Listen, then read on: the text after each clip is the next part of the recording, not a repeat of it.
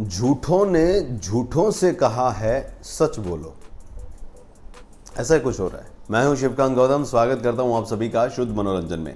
सुशांत सिंह राजपूत मामले में शिवसेना पूरी तरीके से सुशांत सिंह राजपूत और उनके परिवार के पीछे खुलकर आ गया है।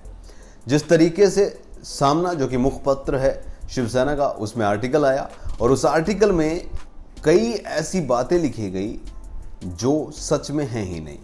यानी कि सुशांत सिंह राजपूत के पिता की 2 शादियों की बात लिखी गई और उस बात की थ्योरी को बताकर यह भी डिसाइड कर दिया, यह भी दिखा दिया, यह भी जजमेंट दे दिया कि सुशांत सिंह राजपूत ने आत्महत्या क्यों की, क्योंकि बाप और बेटे के बीच में संबंध अच्छे नहीं थे और इसकी वजह थी सुशांत सिंह राजपूत के पिता की दूसरी शादी। अब सच्चाई जब सामने आई तो पता चला कि सुशांत सिंह राजपूत के पिता ने सिर्फ एक शादी की थी। संजय राउत का यह बयान था और संजय राउत से कहा गया कि उन्होंने जो बयान दिया है, जो पर्सनल अटैक किया है, जो झूठा अटैक है, उस अटैक को निंदा करते हुए उस पर माफी मांगी जाए। उन्हें 48 घंटे का अल्टीमेटम दिया गया। नीरज बबलू जो सुशांत सिंह राजपूत के परिवार से संबंध रखते हैं और बीजेपी के विधायक भी हैं, उन्होंने कहा कि इस पर हम कानूनी कार्रवाई करेंगे। हम 48 घंटे का वक्त देते हैं, या तो वो माफी मांग ले, नहीं तो इस पर हम उन पर कानूनी कार्रवाई करेंगे, एफआईआर करेंगे, केस दर्ज होगा। लेकिन संजय राउत ने साफ कह दिया कि वो इस पर माफी नहीं मांगेंगे।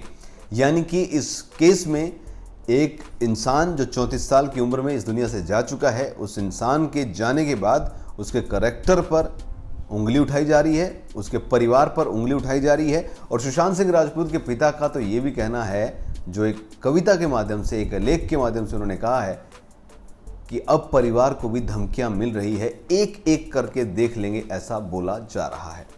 लेकिन इस मामले में सिर्फ शिवसेना ही नहीं है, एनसीपी भी अब इस यज्ञ में, जो कि शिवसेना की तरफ से चल रहा है, उसमें कूद पड़े हैं। इस जो आग लगी हुई है इस वक्त मुंबई में, इस मामले को लेकर पूरे देश में, उसमें वो भी आ गए हैं। Sushant was not as famous during his lifetime as he is after its death. The space in media he is occupying nowadays is perhaps more than our PM, President of US.